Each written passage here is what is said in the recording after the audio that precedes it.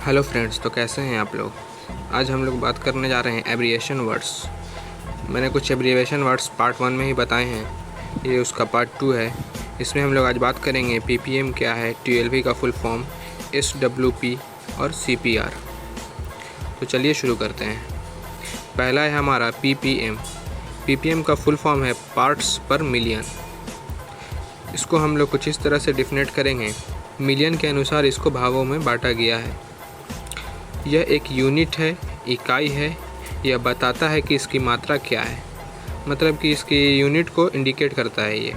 जैसे कि अगर हाइड्रोजन सल्फाइड है, H2S है, और उसका 0 से 10 ppm है, तो हम लोग इसमें 8 घंटा काम करते हैं। पिछले वीडियो में मैंने बताया था। तो इसकी मात्रा जो है हाइड्रोजन सल्फाइड की वो कितनी हो गई, 10 हो गई। तो इसकी मात्रा 10, यही इंडिकेट करता है ppm। यह ओनली गैस को इंडिकेट करता है।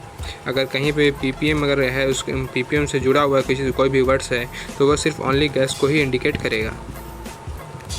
अगला है हमारा TLV, थ्रेशोल्ड लिमिट वैल्यू। इसके अलग बहुत से नाम हैं इसके, it has many others name, जैसे कि PEL हो गया, पिछले वीडियो में मैंने बताया था, डोज हो गया। इसका मतलब है परमिशन कितना है उसमें काम करने का, मतलब किसी भी जगह में अगर आप काम कर रहे हैं तो उसमें परमिशन कितना है उस जगह में कि आप काम कर सकते हैं। एक एडल्ट आदमी जिसने 18 ईयर्स कंप्लीट कर लिया हो, वह 8 घंटा काम करेगा। वो ओनली 8 घंटा ही काम करेगा। जो एडल्ट आदमी है वो उस कंपनी में सिर्फ ओनली 8 घंटा काम करेगा और एक हफ्ते में 48 घंटा काम करेगा। वही आदमी जो किशोरावस्था में है, who has completed 15 years but not completed 18 years, वह आदमी उस जगह में काम करेंगे जहाँ हज़ार्ड नहीं है, वहाँ जहाँ पे ख़तरा नहीं है, वहाँ पे जो है ये किशोरावस्था वाले लोग काम करेंगे।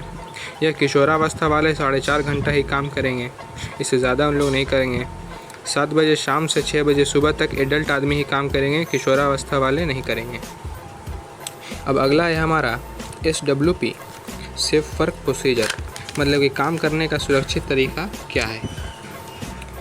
सेफ वर्क प्रोसीजर, SW को रिफ़र किया जाता है as a job safety analysis, JSA हो गया, जैसे कि जॉब हज़ार्ड एनालिसिस, जिसको हम लोग JHA के नाम से जानते हैं, यानी कि सेफ वर्क मेथड स्टेटमेंट, मतलब काम करने का सही स्टेटमेंट क्या है, उस तरह का SWMS जिसको हम लोग कहते हैं, उस तरीके से काम करना है। सेफ वर्क प्रोसीजर, यह एक ऐसा प्रोसीजर है जो डिस्क्राइब करता है कि जो भी काम है उसे सेफ तरीके से कैसा करना चाहिए, यह उसको इंडिकेट करता है।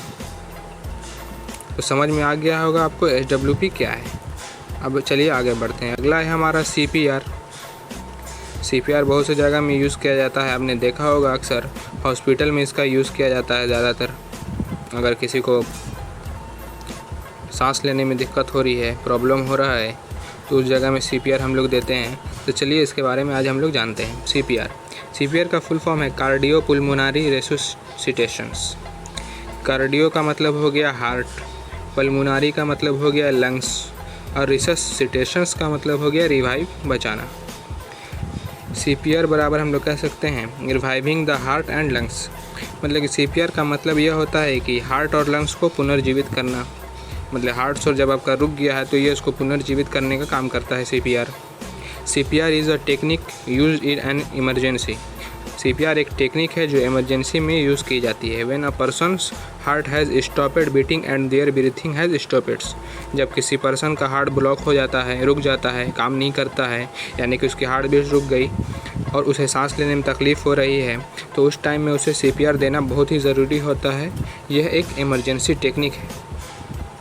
हम लोग नॉर्मल भी हम लोग CPR दे सकते हैं। अगर किसी बाई चांस अगर किसी के साथ भी ऐसा होता है तो हम लोग CPR हम लोग दे सकते हैं। इसमें हॉस्पिटल्स में इसके लिए मशीन्स हैं, अलग अलग मशीनें हैं इसको देने के लिए, जिसको हम लोग डिफिब्रिलेटर मशीन कहते हैं, जो हॉस्पिटल में रहती है। तो आज के वीडियो में दोस्तों बस इतना ही, मिलते हैं अगले वीडियो में पार्ट 3 में।